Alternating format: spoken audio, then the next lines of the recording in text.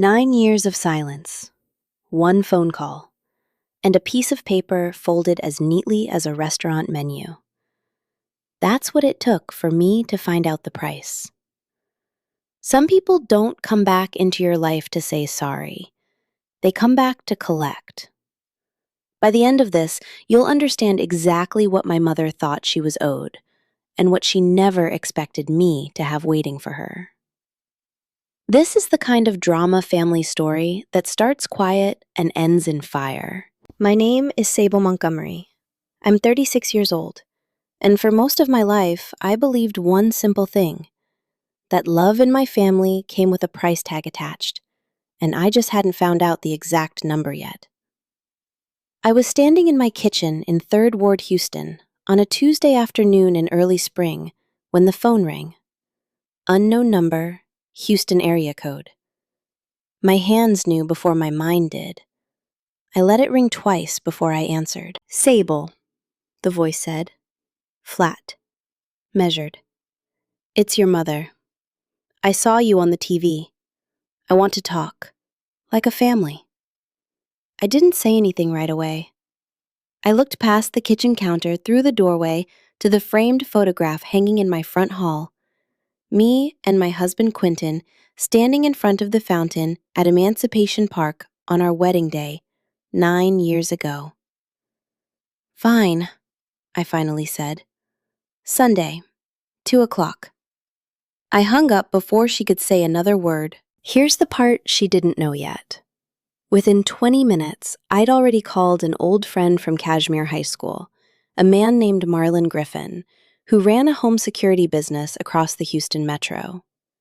4 years earlier, when Quentin and I bought this house, Marlon had wired the whole property: doorbell camera, driveway camera, a couple of interior units tucked into the bookshelf and the plant stand, for peace of mind after a rash of break-ins on our block. I hadn't looked at half that footage in years. That Tuesday, I called him with one request. "I need you to walk me through everything that's live in my living room. All of it. I want to know exactly what's recording." He didn't ask why. That's the kind of friend he'd always been. Quick disclaimer, because I know some of you are already wondering. Texas is a one-party consent state.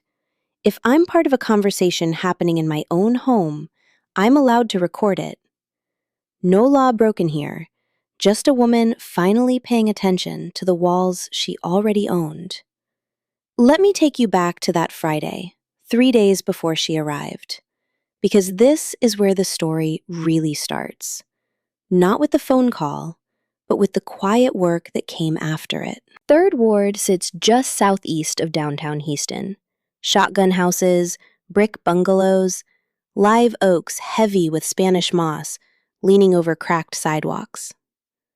Our house was a renovated 1940s bungalow with a wraparound porch and the magnolia tree that dropped white blossoms onto the walkway every spring. Bought 4 years into the business, back when we could finally afford a yard big enough for 2 kids to run in.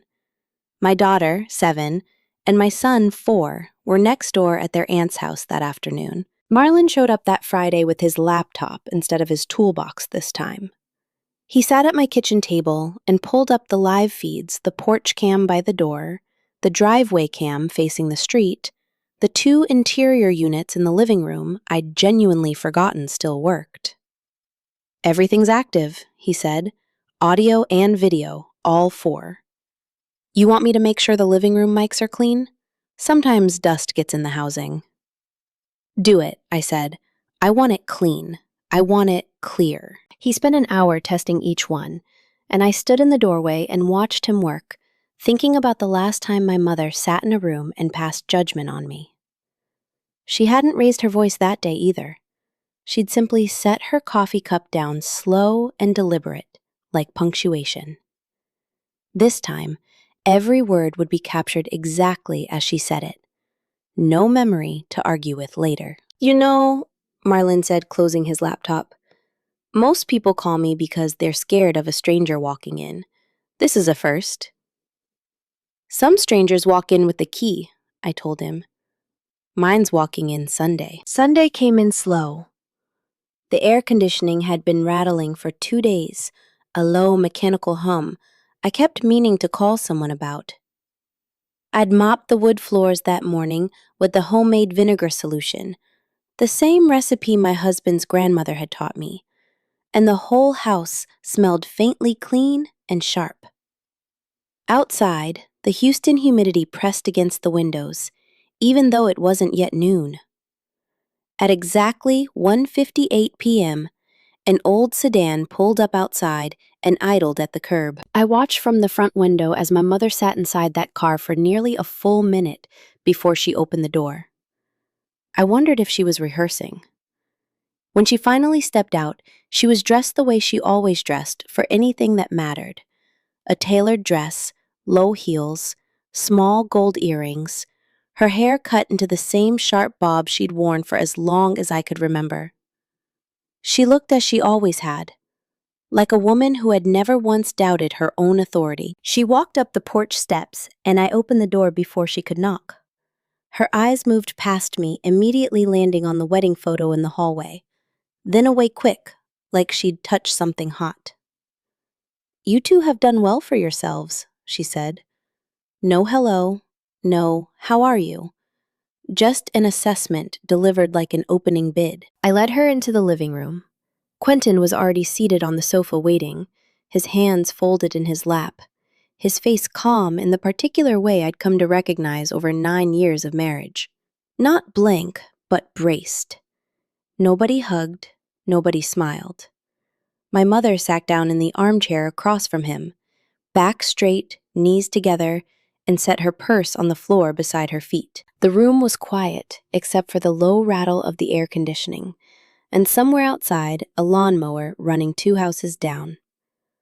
Sunlight came through the sheer curtains and laid soft stripes across the coffee table. My mother reached into her purse and pulled out a piece of paper, folded into quarters, with sharp, careful creases. The kind of fold you do when you've practiced it, so the paper opens clean, without wrinkles, like a menu at a nice restaurant.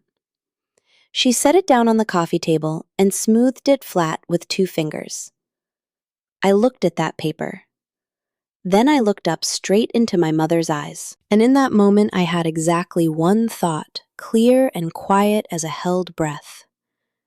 This time, the bill gets delivered in person. I want to pause here because I know some of you are already leaning forward, already wondering what could possibly be written on a piece of paper that a mother carries into her estranged daughter's home after 9 years of silence. I promise you we'll get there. But first, I need you to understand how we got to this living room in the first place, because this story didn't start with a phone call. It started 9 years earlier, in a different living room, with a different piece of furniture, set down slowly, on a different table. A coffee cup that time, not a folded sheet of paper. I didn't know it yet, sitting there in my own home, with my mother across from me, and my husband's hand resting warm against my knee. But that Sunday afternoon was only the surface of something much deeper. Layers of secrets, some mine, some not mine at all, that had been quietly accumulating for almost a decade, waiting for exactly this moment to come apart. If you've ever had someone walk back into your life expecting a welcome they never earned, stay with me. What's folded inside that paper is only the beginning. Year 1. 9 years ago, in a living room on McGregor Street, I stood in front of my mother and said the truest sentence I'd ever spoken. I'm going to marry Quentin Porter. He works the overnight shift as a custodian at Texas Medical Center. My mother didn't raise her voice. She set her coffee cup down slow and deliberate and asked, "You want to drag the whole Montgomery name down to mop water?" My father sat in his recliner, eyes fixed on the television, saying nothing. My younger sister Janelle stared at the carpet. My Aunt Patrice stood up from the couch and said, "Think about the children you'll have someday. They'll carry a working man's name." I walked out of that house with my keys shaking in my hand. Nobody followed me to the door. That's the quiet start of most drama family stories. Not a scream, just a door closing softly behind you. 4 months later, we married at a small church in Fifth Ward. Quentin's family filled the pews on the right. On my side, 10 people came. Every one of them a friend, not a relative. The left side of the church sat mostly empty, and I remember thinking that emptiness had a sound to it, a kind of held breath under the organ music. We moved into a one-bedroom apartment near Emancipation Avenue. Quentin kept working nights. I'd given up my seat in the MBA program at the University of Houston, 3 years of applications and exams gone. Because a working husband and a young marriage don't leave room for night classes and unpaid internships. My mother found out and sent exactly one text message. "You've chosen the road of a poor housewife. Don't call me crying when you regret it." I want to tell you, honestly, there were nights I sat at that kitchen table at 2 in the morning, nursing my daughter with one arm and counting loose change with the other, writing every dollar down by hand in a little spiral notebook. I never called my mother crying. I made a decision early on, and I held to it for years. I wasn't going to hand her the satisfaction of being right. I told myself over and over, I'm building the roof before I fix the door. Whatever damage was between us could wait. My marriage, my children, and eventually my business could not. Year 2. A downtown Houston firm offered me a mid-level management position at nearly 3 times what we were living on. I turned it down. There was no one to watch our daughter, and by then, Quentin and I had started something small on the side, a cleaning business. Just the two of us, built out of the one skill nobody in my family had ever respected. I didn't tell anyone in my old family about the offer, or the refusal. I cried once alone in the bathroom. Then I dried my face and went back to bagging supply orders. Year 3. We were unpacking a storage closet in our new duplex when I found a printed email tucked inside my old scholarship folder, the one I hadn't opened since the wedding.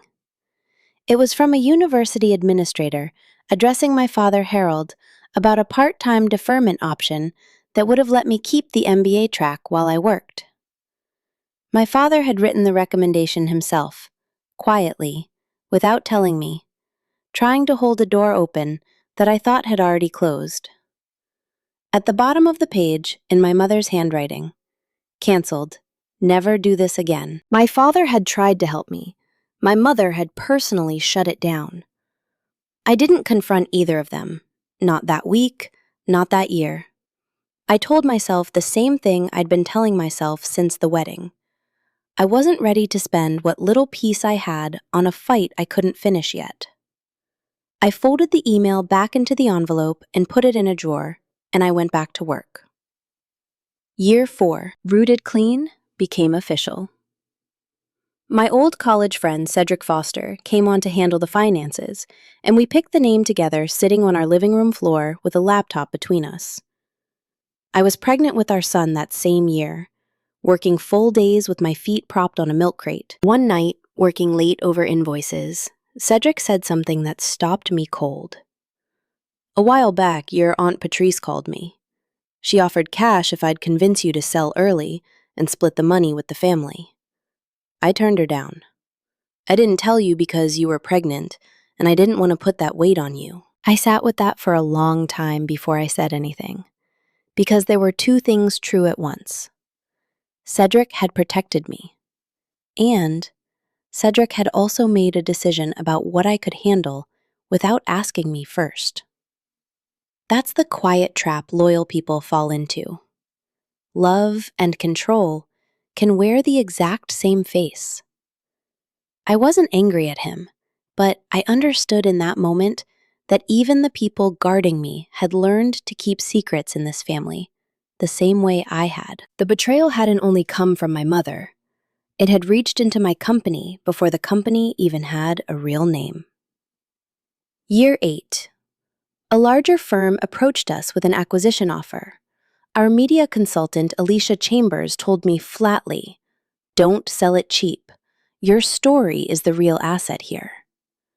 We closed the deal at $10.5 million. 2 weeks later, a local news segment ran the story. Within days, a national morning show picked it up. My mother watched that broadcast, by her own later admission, more times than she'd ever admit to me directly. Weeks passed. Then finally, she called. I thought I already understood how deep their coldness ran. I was wrong. Cedric kept a bribe attempt secret from Sable for 4 years to protect her peace during her pregnancy. Was that real loyalty, or was it just another person deciding what truth she was allowed to know? Team protect her peace, or team tell her everything? Drop a 1 or a 2 below. I want to see which side wins before next part. Back in the present. My living room in 3rd Ward. My mother sat in the armchair, the folded paper open on the coffee table now, and she read from it the way you'd read minutes from a business meeting. 1. Sable transfers $2 million to me as compensation for 9 years of emotional damages. 2. Quentin issues a public apology online for dividing this family. 3. The children call me grandmother and pose for a photo I can bring to church. 4. Rooted Clean adds the Montgomery name to its branding because blood is blood. The list wasn't only asking for money. It was asking for my husband's dignity, my children's identity, and a claim on 9 years of work she'd played no part in. The air in the room went thick. Quentin sat still. I looked at the paper, then at my mother. You just read me an invoice, I said. Not an apology. Her eyebrows drew together. I came here because blood still matters. This success has clearly changed you. I gave a short, dry laugh. 9 years ago, you told me I was dragging this family down to the bottom. Now you're here asking for a cut of the bottom. She brought up the scholarship unprompted, a detail she had no way of knowing I'd already found the paper trail on. I told you you'd regret walking away from your future for a man who mops floors. All this money in the world won't buy back a family's good name, not the way you've spent it. I didn't answer right away. Instead, I reached for the tablet I'd already set on the coffee table and pressed play on a saved audio file. I want to tell you why I still had it. 9 years ago, the night I walked out of that house on McGregor Street, I sat in my car in the driveway, and out of some instinct I didn't fully understand at the time, recorded a voicemail she'd left earlier that same week onto my phone's voice memo app. I told myself it was so I'd never let myself forget why I left on the nights I might be tempted to go back. I never once planned to use it as a weapon. But I never deleted it either. Her voice, 9 years younger, filled the living room. My daughter would rather work for someone else her whole life than marry a man who mops floors. I will never accept it. My mother's face went pale. Quentin spoke for the first time, his voice low but steady. You didn't hate me for being black. You hated me for being poor. Sometimes, in our own community, being broke gets looked down on harder than anything else. What I understood in that silence, watching her face lose its color, wasn't cruelty for its own sake.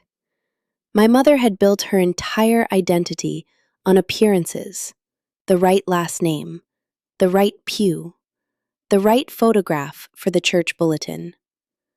My marriage to Quentin hadn't just embarrassed her. It had threatened the one thing she'd spent her whole life protecting. The image of a family with nothing to explain. Underneath the coldness was fear. The fear of being seen as someone whose own household had failed. That fear never once had room in it for a question about whether I was happy. I stood up and looked her in the eye. This conversation is over. I didn't cry. I didn't raise my voice. I simply stood there, letting the silence after that recording say everything I didn't need to say myself. My mother hadn't finished speaking yet, but outside, someone else was still waiting. I walked to the front door and turned back to face her. The air conditioning had cycled off somewhere in the last minute, that low mechanical hum finally giving way to real silence. The kind where you could hear the magnolia leaves scraping against the porch screen outside, and somewhere further off, a car door closing 2 houses down. The hallway light caught the side of my mother's face at an angle I hadn't seen before. And for just a second, less than a second, gone before I could be sure I'd seen it at all, something crossed behind her eyes that wasn't authority. It looked almost like fear. Then her chin lifted and it was gone, replaced by the same flat composure she'd carried since she stepped out of that car. "You came to my house with a bill, dressed up as a reunion," I said. "You didn't ask one question about your grandchildren. You didn't apologize. You just named a price." She gripped the paper tighter. I watched her knuckles go pale around the crease she'd folded so carefully 3 days before. This visit? Probably in front of a mirror. Probably more than once. "You're going to humiliate me in front of the whole city. You humiliated yourself the day you set that coffee cup down on McGregor Street," I said. "I'm just delivering the bill." I said that sentence while all 4 cameras were still running. This wasn't a private conversation anymore. It was documentation. She stood there for a few seconds, long enough that I wondered if she was going to say something else. Something unscripted. Something that hadn't been folded into quarters ahead of time. She didn't. She turned and walked out, her heels sharp against the porch boards, got in her car, and drove away without looking back. I stood in the doorway until the sedan turned the corner and the sound of its engine faded under the lawnmower 2 houses down, still running oblivious, like nothing in the world had just happened. Then my knees told me I'd been holding my whole body rigid for the better part of 20 minutes. I sat down on the porch steps, right there in the spring heat, and put my head in my hands. Quentin came out a moment later and sat beside me without saying anything at first. He just put his arm around my shoulders, and we stayed like that. 2 people on a porch step, magnolia blossoms scattered across the walkway. The neighborhood going on exactly as it had an hour before, as if a woman hadn't just sat in our living room and priced out her own daughter's dignity. "You good?" was all he asked. I shook my head. "Ask me again in a week." He didn't push. That's one of the things 9 years had taught me about Quentin Porter. He never mistook silence for something that needed fixing. He let it be what it was. That night, Marlon and I sat in my home office reviewing the footage together. He'd known me since 10th grade at Kashmir High, back when I used to walk 2 miles home because I didn't want my mother to see who was driving me. He'd installed half the security systems in a 6-block radius of that old neighborhood, and he still remembered the year his own mother had been laid off from the hospital, and how nobody in the church prayed for her by name. He understood in a way I didn't have to explain twice, exactly what it meant to sit across a coffee table from somebody measuring your worth in dollar signs. The footage was clean. Clear audio, no dead angles, timestamps burned into the corner of every frame. Then Marlon pulled up a second file. The driveway camera. The same one he'd installed and walked me through years earlier. The one I'd genuinely forgotten to check that day. "You know the porch cam's been running the whole time too, right?" he said. I did know. I just hadn't thought to look at it yet. The footage showed my Aunt Patrice waiting in my mother's car the entire visit, phone in hand, thumbs moving fast, texting somebody, or maybe just refreshing something over and over. The particular restless motion of a person checking to see if a number had changed. When my mother walked out, the 2 of them exchanged a few words before driving off together. I watched my mother's mouth move behind the windshield glass. No sound on that angle. And Patrice, nodding, already pulling her seatbelt across her chest, like she'd been expecting exactly this outcome. They hadn't come alone. They'd come with a plan. I sat with that a long moment, staring at the paused frame, my aunt's face lit blue by her phone screen, and something small and cold settled into place that I couldn't name yet. It would be weeks before I understood what she'd actually been checking on that phone. That night, I only knew it wasn't nothing. Cedric called around 10. "Post it," he said. "People need to see this." Alicia was already drafting a release strategy by the time we hung up, treating it as a natural follow-up to the acquisition story that had already made headlines, as if my mother's visit were simply the next chapter of a business narrative, instead of the thing it actually was. I told him I needed the night. Quentin found me at 2 in the morning at the kitchen table, the same table where Marlon had tested the microphones 3 days earlier. The vinegar-clean smell of the floors long since faded. I had my laptop open, but I wasn't writing anything. I was just scrolling years of old text messages, further and further back, past the wedding, past the scholarship, all the way to a message my mother had sent the week I told her I was pregnant with our daughter. "Congratulations on making your bed harder to leave. You don't have to post it tonight," Quentin said, pulling out the chair across from me. "Or ever, if you decide that's not who you want to be." "I know," I said. "That's not what's keeping me up." "What is?" I thought about it, honestly, before I answered, because I owed him honesty more than I owed him comfort. Part of me wants the whole world to see her exactly the way she made me feel for 9 years. Small, calculated, disposable. And that's not a good reason to post a video, I know that. He reached across the table and took my hand, not saying anything right away, letting me finish.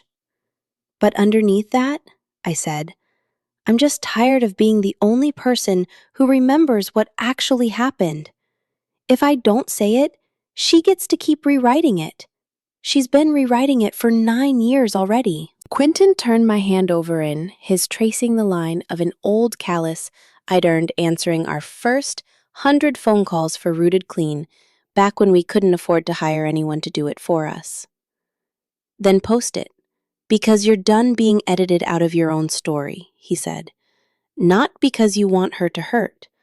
Those are 2 different reasons, and only one of them you'll be able to live with in 5 years." I didn't post that video because I was angry about one afternoon.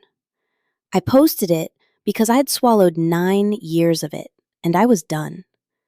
And because sitting there at 2 in the morning with my husband's hand around mine, I finally understood the difference between those 2 reasons well enough to choose the right one. The 11-minute video went up on a Tuesday afternoon.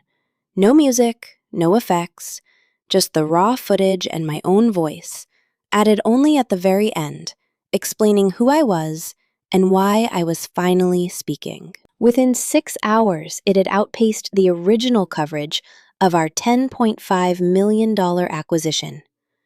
Within 24 hours, larger outlets had picked it up. Comment sections filled overnight with strangers describing coffee cups of their own, a father's silence at a wedding, a grandmother who'd never once used a grandchild's real name.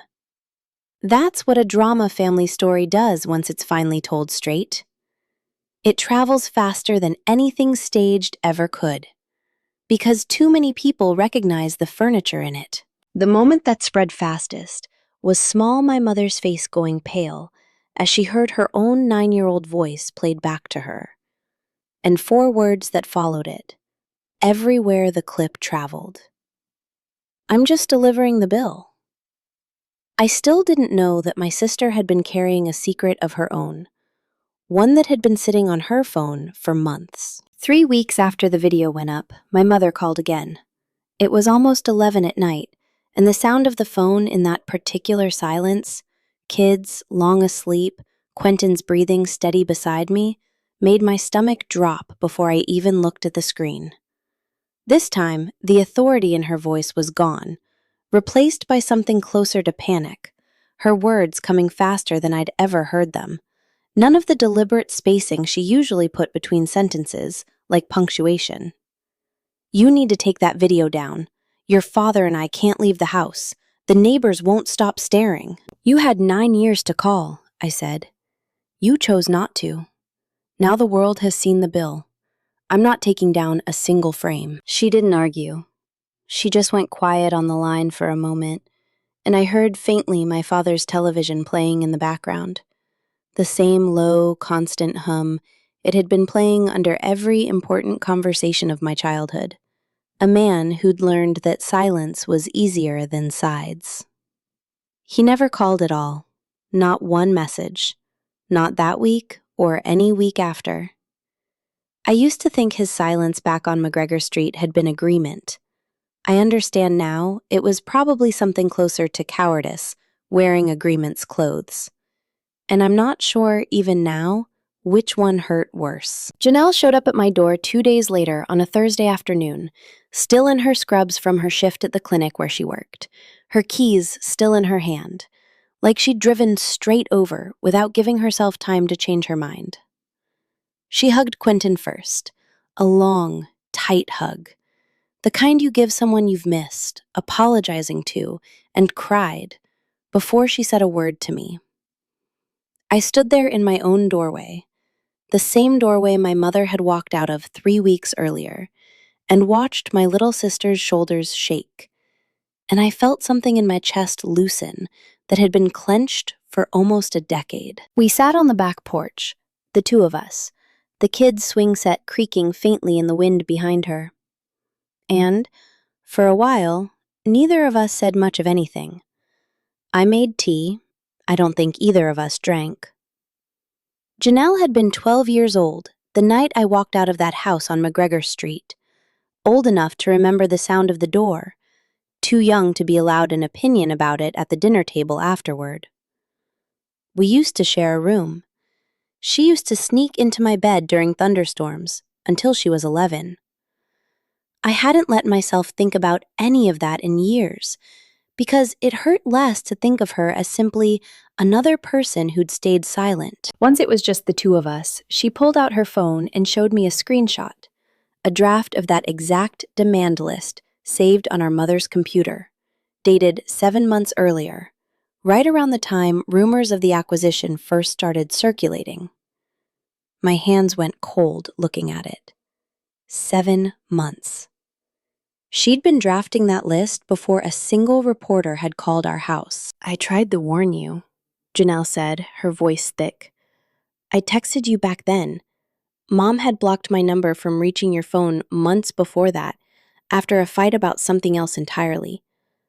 I didn't know how to reach you any other way, and I was too scared to just show up." I sat with that a long time, the porch light buzzing faintly overhead, moths circling it in slow, stupid loops. Even my sister had been quietly cut off. One more door my mother had closed on my behalf, without my permission, in a house I no longer lived in. "There's something else," Janelle said quieter now, picking at the hem of her scrub top. "She's been weird about the mail for years. Like, weird. She started renting a P.O. box out past Sunnyside sometime after you two started the business, and she'd drive out there herself, wouldn't let Dad or anybody else pick it up. I always figured it was church stuff. I don't know anymore. I didn't know what to do with that yet. I filed it away the way you file away a detail in a dream you're not sure you'll remember by morning. A small, strange thread that didn't fit anywhere in the story I thought I already understood. A few days after that, someone I barely remembered, a distant cousin on my mother's side, a woman I'd met maybe twice at funerals, posted a long piece on a Houston community forum describing how our mother had spent years using my story as a cautionary tale, warning younger women in the family away from men without money or degrees. I read it, standing in my kitchen with my phone in one hand and a dish towel in the other, and I had to set the towel down halfway through. It wasn't only me she'd disowned. My story had been turned into a warning label used to keep other women in line. What had happened to me hadn't been a private cruelty. It had been a pattern, and every drama family has more than one victim, even when only one of them ends up on camera. That night after Janelle had gone home and the kids were asleep, I lay awake beside Quentin and let myself feel all of it at once, which I hadn't really allowed myself to do since the video went up. I asked myself honestly whether I'd done the right thing, or whether I'd just found a way to make 9 years of hurt feel like justice. I didn't have a clean answer. Some part of me still wished, uselessly, for the mother I never got, the one who would have shown up on a Sunday with nothing folded in her purse at all, just her hands empty and open. Both things were true at once, the relief and the grief for what should have existed and never did. I've learned since then that grief like that doesn't announce itself loudly. It just sits in the passenger seat, sometimes quiet along for the ride. A few days later, Quentin's parents invited us to dinner at their home in Acres Homes, a small brick house with a garden his mother had kept going for 30 years, tomato vines climbing a chicken wire trellis along the fence line. The kitchen smelled like smothered pork chops and cornbread, and his mother hugged me the way she always did, like she was checking to make sure all my pieces were still attached. Quentin's father had worked maintenance at the same hospital system for 26 years before Quentin ever picked up a mop of his own, had raised 4 kids on a maintenance man's wages, and never once apologized for it to anybody. He shook my hand a little longer than usual that night, his grip rough and certain. "You protected your husband," he said. "That's the measure of a strong woman." He never needed protecting, I told him. He just needed somebody willing to stand next to him in public, the way she stood next to him in private. Quentin's father nodded slowly, like that answer satisfied something in him he hadn't said out loud. "Same thing," he said. Different words. Rooted Clean's parent company leaned into the story in their own marketing not long after, and Cedric joked, dry as ever, that my mother had accidentally run the most effective campaign of the year. I laughed at that. Actually laughed for the first time in weeks. That evening, back home, Quentin and I sat in the backyard watching our kids run across the grass in the last orange light of the day. Our daughter chasing our son in slow, exaggerated circles, both of them shrieking with the specific, uncomplicated joy of children who have never once had to wonder if they were loved conditionally. "If you had it to do over," Quentin asked, "would you still hit record?" "Every time," I said without hesitation. The balance had shifted. But the biggest reckoning hadn't arrived yet. Months passed the way they do after something enormous, slower in the moment, faster in memory. The video still circulated now and then, shared as a kind of case study on conditional love and its cost, sometimes with strangers' captions attached that had nothing to do with me at all. Just people using my worst afternoon to talk about their own. I want to say clearly, I never felt guilty about that. Janelle became a fixture. Again, birthdays, weekends, Sunday dinners, our daughter learning to call her Aunt Nella, the way I used to as a kid. Cedric, Marlon, and Alicia weren't blood, but they were family, by every choice that mattered. The kind of family you build on purpose, instead of inheriting by accident. Then, about a month after the video went up, our company's legal team forwarded me an email that stopped me cold at my desk. I remember exactly where I was. Mid-afternoon, blinds half drawn against the Houston glare, a cup of coffee gone lukewarm at my elbow, when I opened it and read the subject line twice before it made sense. Original Equipment Loan Guarantor Records Request. Years earlier, when Rooted Clean took out its very first small business loan to buy our original equipment, the bank had required a guarantor, since we were young and undercapitalized. My father, quietly, without telling me, had co-signed. I hadn't thought about that loan in years, It had been paid off and folded into a much larger line of credit before we ever closed the acquisition deal. But under Texas community property law, that loan had become a joint marital asset the moment my father signed it, which meant my mother, as his spouse, had a legal right to receive account statements for as long as the loan existed on paper, even after it was refinanced into something new. She'd had them redirected to a P.O. box for years. Janelle's offhand comment on the porch that night came back to me all at once. She'd drive out there herself, wouldn't let Dad or anybody else pick it up. And I sat very still at my desk, watching a piece I'd assumed was throwaway detail click into place as the center of everything. She'd read every statement. She hadn't simply shown up after seeing us on television.